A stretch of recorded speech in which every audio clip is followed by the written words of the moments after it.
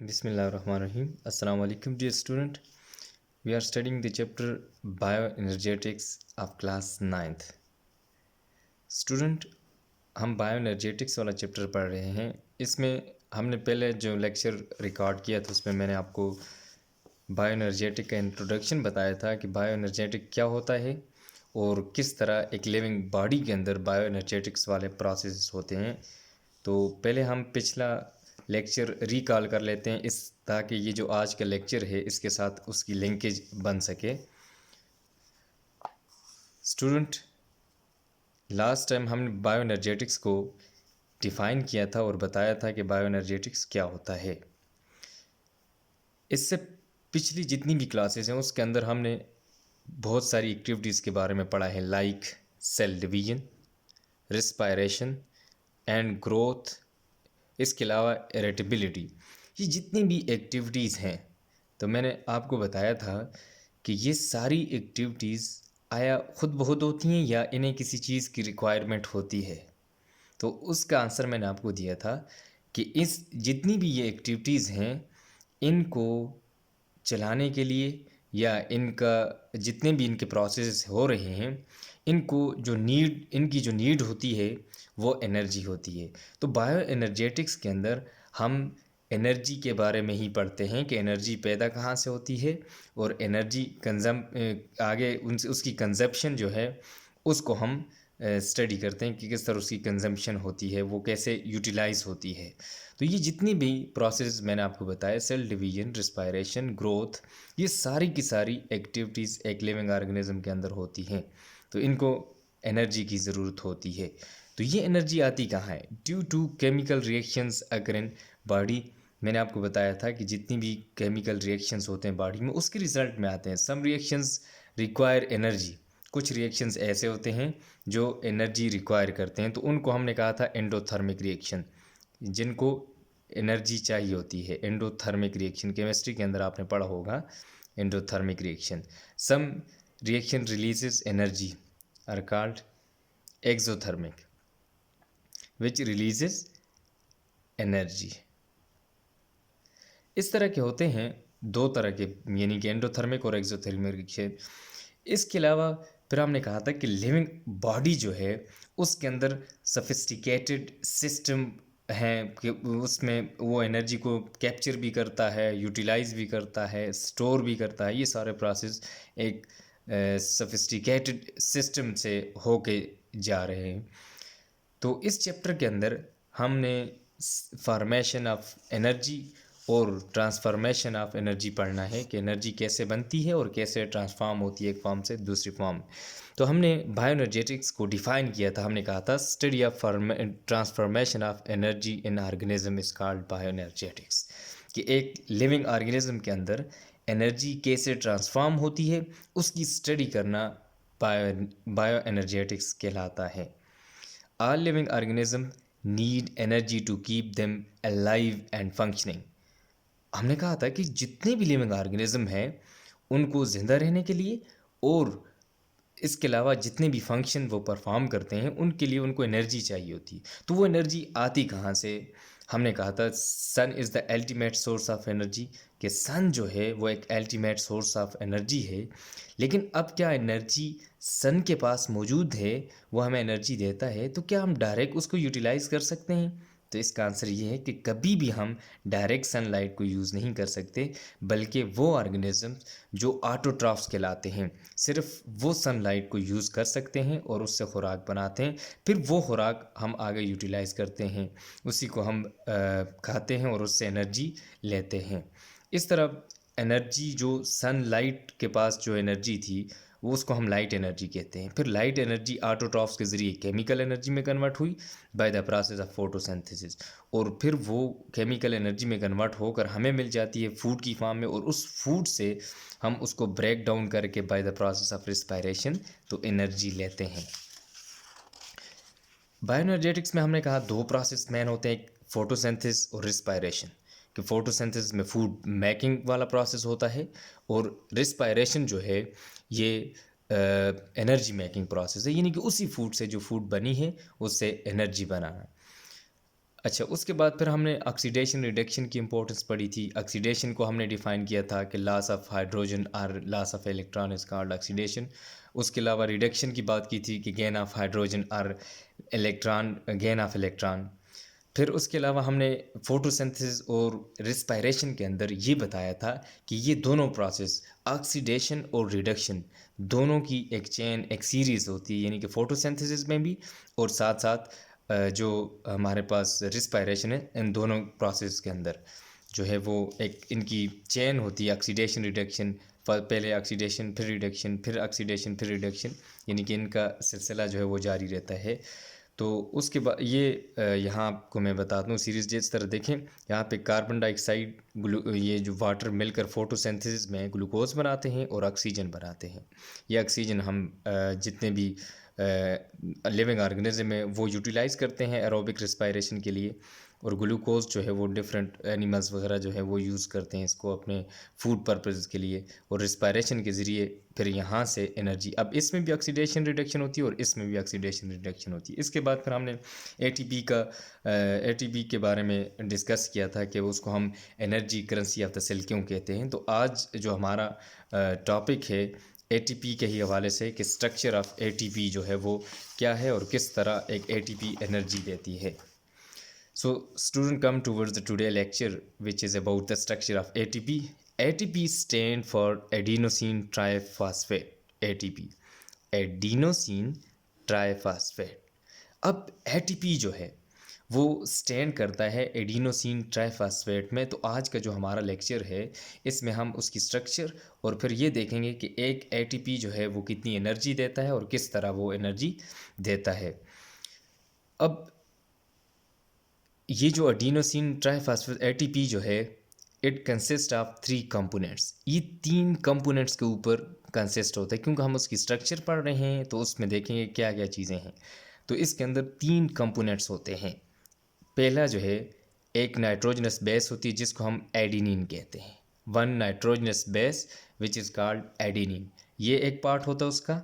दूसरा पार्ट हमारे पास one ribose sugar, ये 5 कार्बन वाली शुगर है, वन राइबोज शुगर।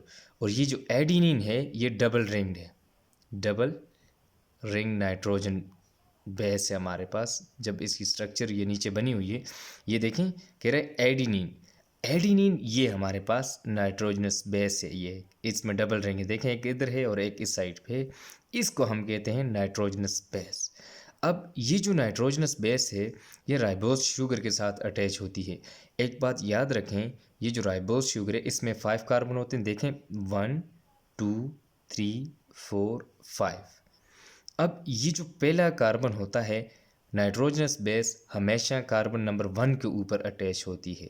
जो नाइट्रोजनस बेस होती है ना एटीपी के अंदर, ये हमेशा कार्बन नंबर 1 के साथ अटैच होगी। और जो फास्फेट ग्रुप होते हैं हमारे पास वो हमेशा लास्ट कार्बन के ऊपर जो कार्बन नंबर 5 है उसके साथ अटैच होते हैं। दो चीज़ें तो हमने देख ली, एक नाइट्रोजनस बेस जिसको हम एडिनिन कहते हैं, दूसरी राइबोज शुगर, और तीसरी जो है 3 फास्फेट ग्रुप। ये 3 फास्फेट ग्रुप हैं 1 2 3, ये उसके साथ अटैच होते हैं एक एटीपी। तो ये जो सामने मैंने ड्रा किया है ये structural formula of an ATP molecule है।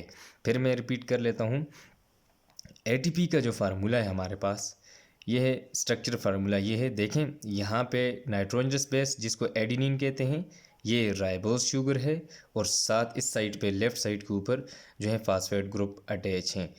जो नाइट्रोजनस बेस होती है हमेशा कार्बन नंबर 1 के ऊपर होती है, और यहाँ पे कार्बन नंबर 5 के ऊपर जो है फास्फेट ग्रुप अटैच होते हैं।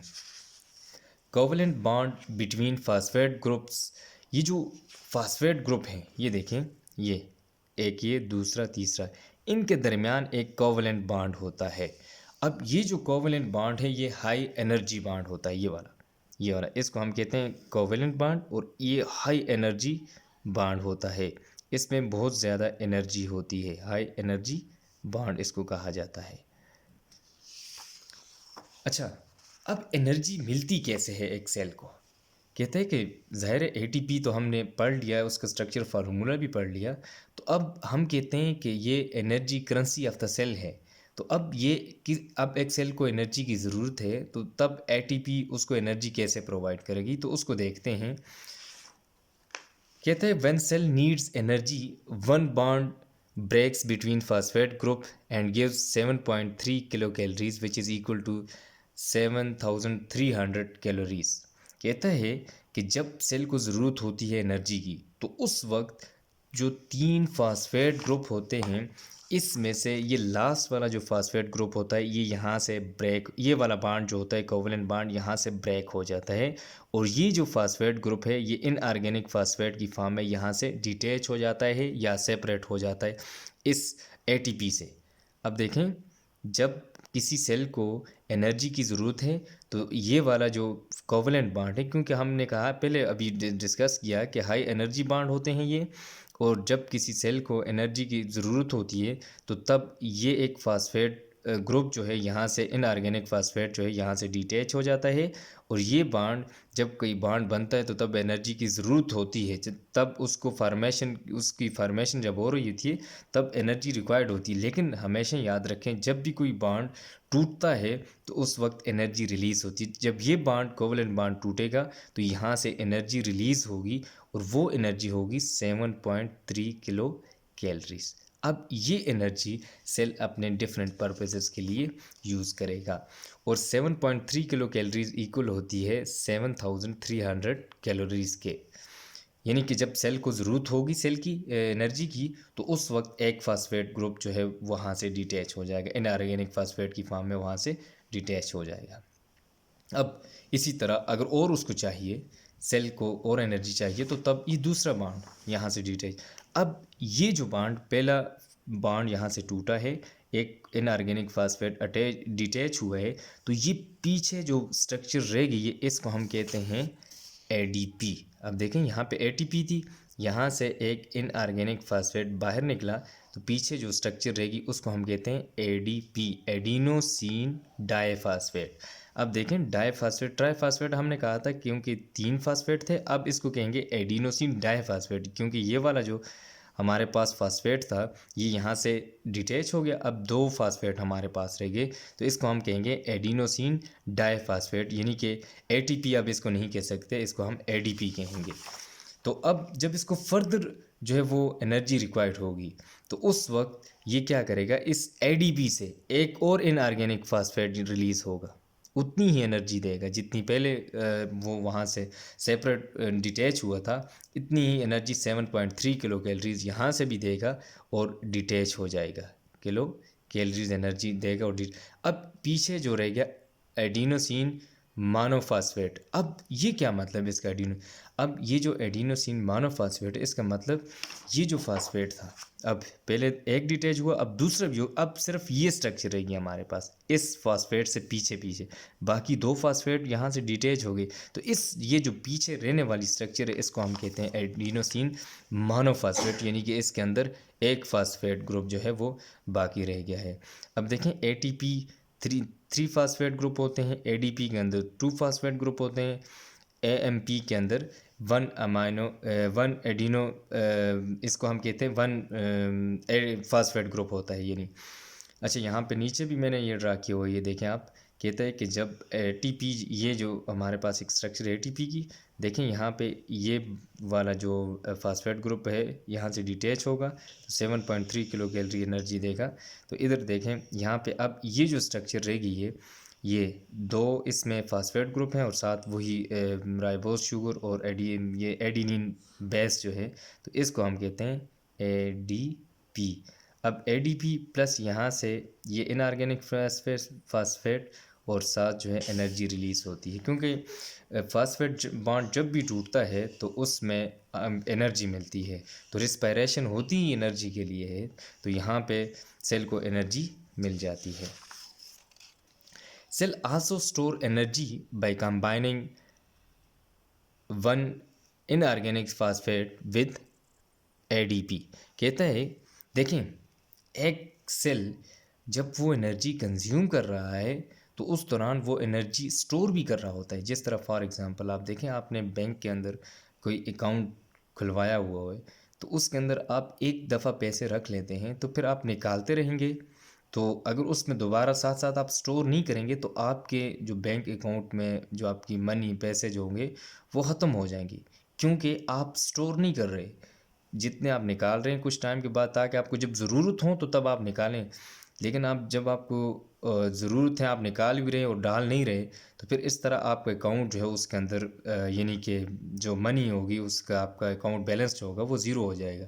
फिर इसी तरह एक सेल अगर वो एनर्जी अपनी जो है वो कंज्यूम ही करता रहेगा तो उसके पास तो एनर्जी पीछे नहीं रहेगी। इस तरह वो फिर लिविंग से अपनी लाइफ को सस्टेन भी नहीं कर सकेगा। तो इसलिए अपनी लाइफ को सस्टेन करने के लिए वो क्या करता है कि एनर्जी को स्टोर भी करता है। तो स्टोर किस तरह करता है कि एक एडीपी जो होता है, एक इनऑर्गेनिक फास्फेट को अपने साथ मिलाकर एटीपी बना देता है। देखें, adenosine diphosphate react with inorganic phosphate, इसके साथ एक इनऑर्गेनिक फास्फेट मिल जाता है तो ये एटीपी बना देता है। वही एडीपी जो जो एटीपी से बना था उसके साथ एक इनऑर्गेनिक फास्फेट मिल जाता है तो वो एटीपी बना देता है। यहाँ पे ये देखें, एटीपी एडीपी साइकिल है कि देखें ये एटीपी था हमारे पास, इसके पास 3 जो हैं वो फास्फेट ग्रुप अटैच हैं। अब जब इसके अंदर इसकी ब्रेक डाउन ऑफ एटीपी होगी तो देखें यहाँ पे 2 फास्फेट ग्रुप रह गए और ये हो गया एडीपी। यहाँ पे एटीपी था, अब एडीपी। तो ये इसके साथ वाटर रिएक्ट करेगा तो तब इसमें से एनर्जी भी रिलीज़ होगी और साथ इनऑर्गेनिक फास्फेट जो है ये रिलीज़ होगा। तो जब दोबारा इसने दोबारा एटीपी में कन्वर्ट होना है तो उस वक्त क्या होगा कि इसको एक इनऑर्गेनिक फास्फेट दोबारा एडीपी के साथ अटैच होगा, ऐसे अटैच होकर, और साथ एनर्जी भी इसको चाहिए होगी, एनर्जी, और यहाँ से वाटर रिलीज़ होगा और इनऑर्गेनिक फास्फेट मिलकर एडीपी को एटीपी के अंदर कन्वर्ट कर देंगे। इस साइकिल को हम कहते हैं ATP ADP cycle. ATP constantly broken into ADP plus energy. ATP जो होता है ये कॉन्स्टेंटली ब्रोकन होता रहता है कि एटीपी से एडीपी के अंदर और एनर्जी देता रहता है। At the same time ATP molecule are constantly regenerated. कहते हैं कि इसी दौरान एटीपी मालिक्यूल रीजनरेट भी हो रहा होता है। जिस तरह मैंने आपको बैलेंस की एग्जांपल दी थी कि आपके अकाउंट के अंदर अगर बैलेंस आप नहीं रखेंगे तो वो फिर ज़ीरो होता जाएगा और फिर आप यानी कि आपकी जो नीड्स हैं वो पूरी नहीं हो सकेंगी। तो ऐसे ही सेल भी क्या करता है कि एटीपी को रीजनरेट करता रहता है by combining ADP with inorganic phosphate to form ATP. तो ये एक लिविंग सेल के अंदर ये प्रोसेस होता रहता है। ये था हमारे पास एटीपी की स्ट्रक्चर और कैसे एक एटीपी जो है एनर्जी देता है सेल को जब उसको सेल को एनर्जी की रिक्वायरमेंट होती है। अच्छा, इसके बाद हम डिस्कस करते हैं फोटोसिंथेसिस को। अब ये एटीपी तो आ गई, अब ये एनर्जी आती किधर से है? ये तो चले लिविंग सेल के पास पहुंच गई, तो इसके पीछे होता क्या है, किस तरह पहुंचती है? तो जो बायोएनर्जेटिक्स के अंदर मेजर रोल है वो फोटोसिंथेसिस का है एनर्जी के अंदर। क्योंकि हम तो जो सन, हमने कहा कि सन जो है वो एक अल्टीमेट सोर्स ऑफ एनर्जी है, लेकिन हम उस एनर्जी को डायरेक्ट यूज़ नहीं कर सकते। तो उसके लिए हमें किसी प्रोसेस, किसी ऑर्गेनिज्म की ज़रूरत होगी, तो उनसे होकर फिर हमारी तरफ पहुंचेगी, तो तब हम उसको यूटिलाइज़ कर सकेंगे, वे अदरवाइज़ हम उसको यूज़ नहीं कर सकते। तो ये एक प्रोसेस है फोटोसिंथेसिस, उसको डिस्कस करते हैं। यह लेक्चर का दूसरा हिस्सा है। Two Greek word, photosynthesis consist of 2 Greek word, one is photo which mean light and second one is synthesis which mean manufacture or prepare. Photosynthesis 2 जो है ग्रीक वर्ड्स के ऊपर कंसिस्ट है। एक फोटो जिसका मतलब है लाइट और दूसरा सिंथेसिस जिसका मतलब प्रिपेयरिंग, बनाना किसी चीज़ को। तो इसकी डेफिनेशन को देखते हैं, इसको डिफाइन करते हैं। हम कहते हैं कि photosynthesis is a process in which autotrophic organism prepare organic food which is glucose in the presence of chlorophyll using carbon dioxide, water and sunlight and releasing oxygen as a by product. कहता है photosynthesis हमारे पास एक ऐसा process है जो autotrophic organism के अंदर होता है, और ऑटोट्रॉफिक ऑर्गेनिज्म उससे अपनी ऑर्गेनिक फूड बनाते हैं जिसको हम ग्लूकोज कहते हैं। मेनली ग्लूकोज ही होता है, वो ग्लूकोज बनाते हैं किसकी प्रेजेंस में? क्लोरोफिल की प्रेजेंस में और कार्बन डाइऑक्साइड, हाइड्रोजन की प्रेजेंस में, और साथ साथ सनलाइट की प्रेजेंस में। कहता है क्लोरोफिल, यहाँ पे एक टर्म यूज़ हुई, ये हमारे पास एक पिगमेंट है क्लोरोफिल। तो जो जितने भी ऑटोट्रॉफिक ऑर्गेनिज्म होते हैं उनके अंदर ये एक पिगमेंट है। मैंने आपको पिछले चैप्टर के अंदर पढ़ाया था कि क्लोरोफिल क्या होता है। ये ग्रीन पिगमेंट होता है जो प्लांट बॉडी को जो है वो ग्रीन कलर जो है इम्पार्ट करता है, इसकी वजह से ग्रीन कलर होता है प्लांट का। और ये कार्बन डाइऑक्साइड प्लस ये वाटर जो है इसको यूटिलाइज करके फूड बनाता है इन द प्रेजेंस ऑफ सनलाइट, और साथ साथ ऑक्सीजन को एज ए बाय प्रोडक्ट जो है as a by product release कर होता है। अब एज ए बाय प्रोडक्ट का क्या मतलब? अब देखें, फोटोसिंथेसिस का मतलब है कि इसने ऑर्गेनिक फूड बनानी है, ग्लूकोज, यानी कि प्लांट का जो फोटोसिंथेसिस वाला प्रोसेस करने का मकसद है, इसका मकसद ये है कि प्लांट अपनी खुराक बनाए। लेकिन जब ये फोटोसिंथेसिस करते हैं तो उसके साथ ऑक्सीजन भी बनती है। जब एक चीज़ जो रिक्वायरमेंट है आपकी, आप वो बना रहे हैं, तो उसके साथ कोई दूसरी चीज़ भी बने तो उसको हम कहते हैं बाय प्रोडक्ट। क्योंकि यहाँ पे प्लांट का मकसद था ग्लूकोज बनाना, लेकिन साथ ऑक्सीजन भी बन रही है, तो ऐसी जो प्रोडक्ट होगी उसको हम कहते हैं बाय प्रोडक्ट। ठीक है, तो फोटोसिंथेसिस की आपको समझ आ चुकी होगी कि ऐसा प्रोसेस जिसके अंदर ऑटोट्रॉफिक ऑर्गेनिज्म अपनी खुराक बनाते हैं क्लोरोफिल की मौजूदगी में, और कार्बन डाइऑक्साइड, वाटर और सनलाइट को यूज़ करके, और आगे इसके साथ जो है ऑक्सीजन को रिलीज़ करते हैं। तो इसकी एक रिएक्शन है वो देखते हैं। Carbon dioxide react with water in the presence of sunlight, also in the presence of chlorophyll, and gives us glucose. Here it is the formula of glucose plus oxygen and water. ये देखेंगे, ये carbon dioxide 6 molecule of carbon dioxide plus react with 12 molecule of water. Sunlight यहाँ पे utilise होती है और साथ chlorophyll, क्योंकि प्लांट जो हैं वो क्लोरोफिल, सारे प्लांट्स के अंदर क्लोरोफिल ही होता है।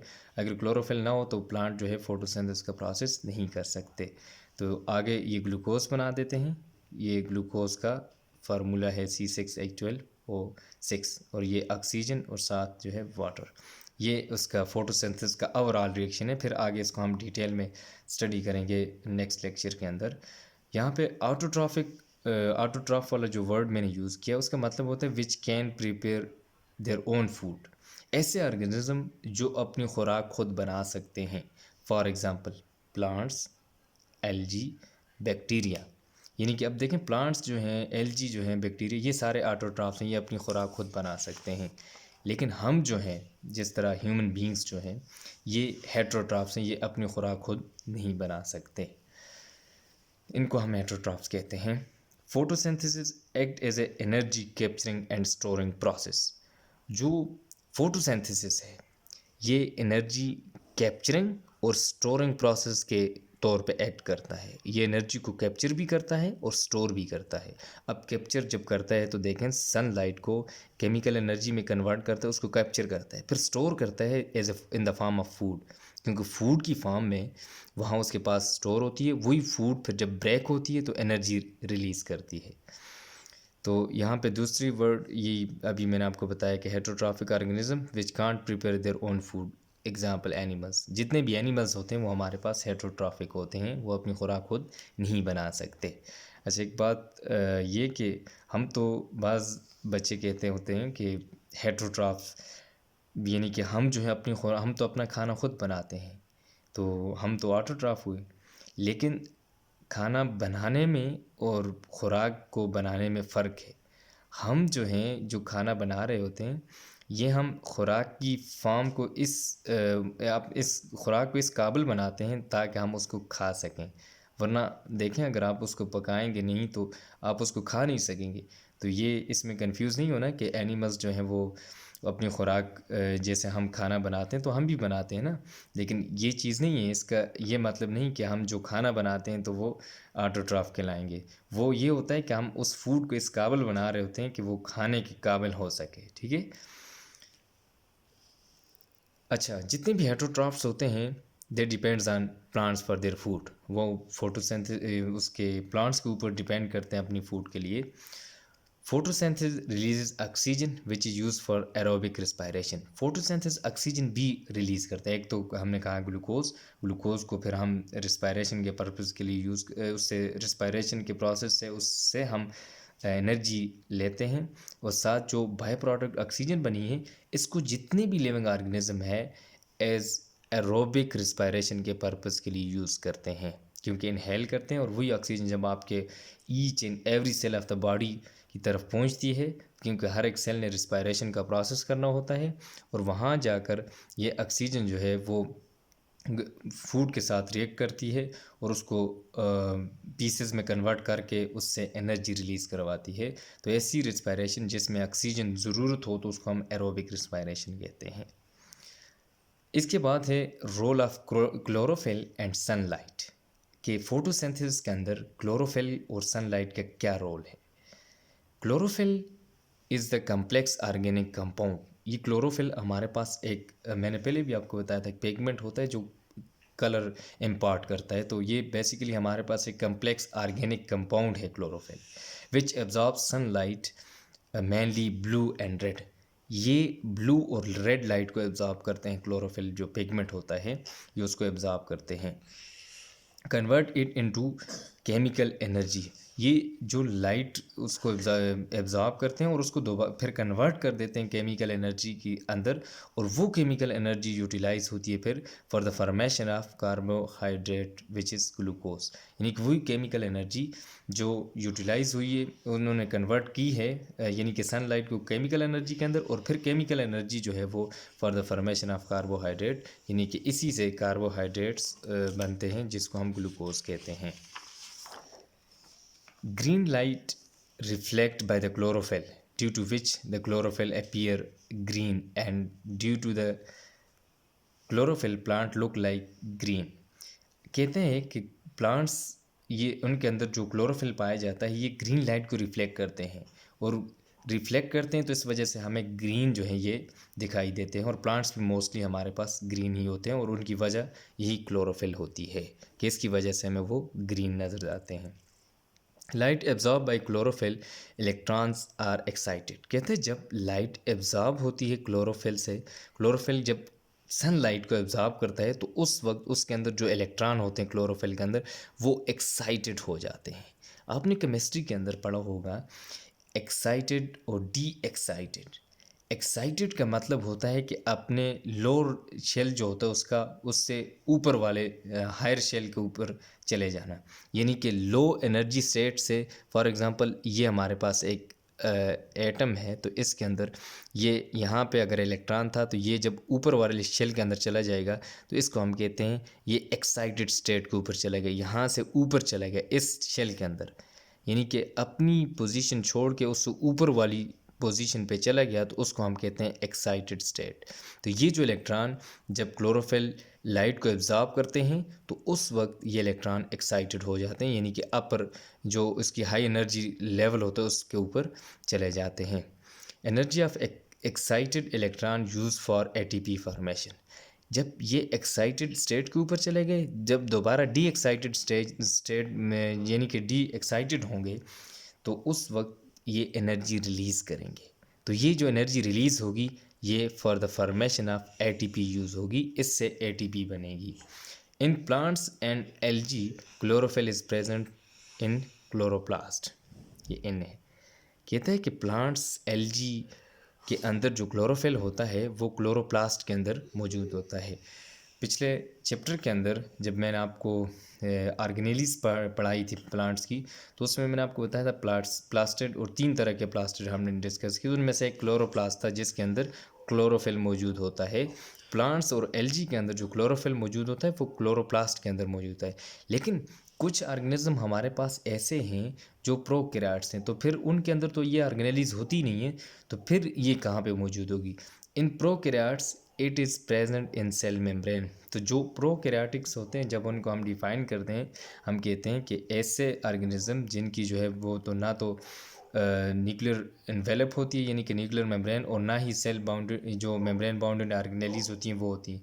तो ये जो क्लोरोफिल है तो ये फिर किधर मौजूद होगा, क्योंकि क्लोरोप्लास्ट नहीं है वहाँ पे, तो उस वक्त ये क्लोरोफिल सेल मेम्ब्रेन के अंदर होगा, यानी कि प्रोकैरियोट्स के अंदर जो सेल मेम्ब्रेन होगी उसके अंदर मौजूद होगा। अच्छा, ये जो फोटोसिंथेटिक पिगमेंट होते हैं ये क्लस्टर की फॉर्म में अरेंज होते हैं, उन क्लस्टर को हम फोटो सिस्टम कहते हैं। photosynthetic pigments are organized in the form of cluster called photosystem in thylakoid membrane of chloroplast. Chloroplast की जो थाइलेकाइड मेम्ब्रेन होती है, यहाँ डायग्राम के अंदर मैं आपको शो कर देता हूँ कि ये जो थाइलेकाइड मेम्ब्रेन होती है, इसके अंदर जो मौजूद होते हैं क्लस्टर ऑफ पिगमेंट यानी कि क्लोरोफिल, ये जो थाइलेकाइड मेम्ब्रेन है इसके अंदर ये हमारे पास स्ट्रक्चर ऑफ क्लोरोप्लास्ट है। ये इसका ग्रेना है, यानी कि सिंगुलर जो होगा ये कॉइन लाइक स्ट्रक्चर, इसको हम ग्रेनम कहते हैं, और पूरा जो होल है इसको हम ग्रेना कहते हैं। और इसका दूसरा पार्ट लिक्विड पोर्शन जो होता है इसको हम स्ट्रोमा कहते हैं। तो ये मैंने आपको पहले भी पढ़ाया हुआ है। और ये इसकी आउटर मेम्ब्रेन है और ये इसकी इनर मेम्ब्रेन है। ये ऑलरेडी हमने पढ़ा हुआ है, तो इसको आपको रिकॉल करवा रहा था कि ताकि आपको समझ आ जाए। तो ये जो क्लोरोप्लास्ट यानी कि क्लोरोफिल जो होता है ये क्लस्टर की फॉर्म में मौजूद होते हैं, तो उनको हम फोटोसिस्टम कहते हैं, और ये थाइलेकाइड मेम्ब्रेन के अंदर पाया जाता है। Chlorophyll a main pigment, chlorophyll b and carotenoids are accessory pigment. कहते हैं क्लोरोफिल ए और जो होता है उसको हम मेन पिगमेंट कहते हैं, क्योंकि इसी का सारा काम होता है लाइट को ऑब्जॉर्व करना। जबकि क्लोरोफिल बी और कैरोटिनाइड्स जो होते हैं ये एसेसरी पिगमेंट्स होते हैं, जो अगर क्लोरोफिल बाज़ औक़ात क्लोरोफिल ए जो है किसी लाइट को ऑब्जॉर्व नहीं कर सकता, तो उस वक्त ये एसेसरी पिगमेंट उसको ऑब्जॉर्व करते हैं। Chlorophylls absorb mainly blue and red light.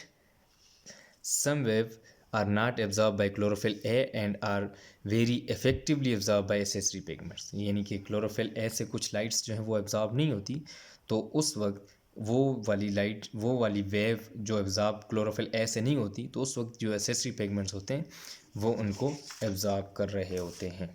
Student, आज का ये हमारा लेक्चर था, इसमें हमने डिस्कस किया स्ट्रक्चर ऑफ एटीपी और फोटोसिंथेसिस को। तो अब हम जा रहे हैं सम अप की तरफ, अपना लेक्चर को हम सम अप करने की तरफ जा रहे हैं। Student, today we have discuss about the structure of ATP and photosynthesis. First we have discuss structure of ATP, that ATP stand for adenosine triphosphate, and after this we have discussed about the structure of ATP, that it consists of three components. One is phosphate group, then we have discussed that it is composed of ribose sugar and adenine. These are three components of ATP. And after this we have discussed that when one bond of phosphate group is broken down, it gives 7.3 kilocalories energy.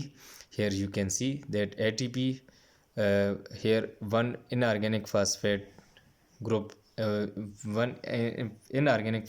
releases and converted into ADP, and then ADP, when cell need more energy, then ADP convert into AMP, adenosine monophosphate. After this we have discussed about the photosynthesis, that it is the food making process in which autotrophs, means plants prepare their food by the process of photosynthesis. Autotroph, those organisms which prepare their food. And after this we have discussed the heterotroph, which can't prepare their food. And then we have discussed the chlorophyll, which is a green pigment and which impart green color to the plants. After this we have discussed the role of sunlight and chlorophyll in the photosynthesis, that sunlight excited the electron from chlorophyll to, and then after this we have discussed that chlorophyll A and chlorophyll B, and then carotenoids. Chlorophyll A are the main pigments, while B and carotenoids are the accessory pigments.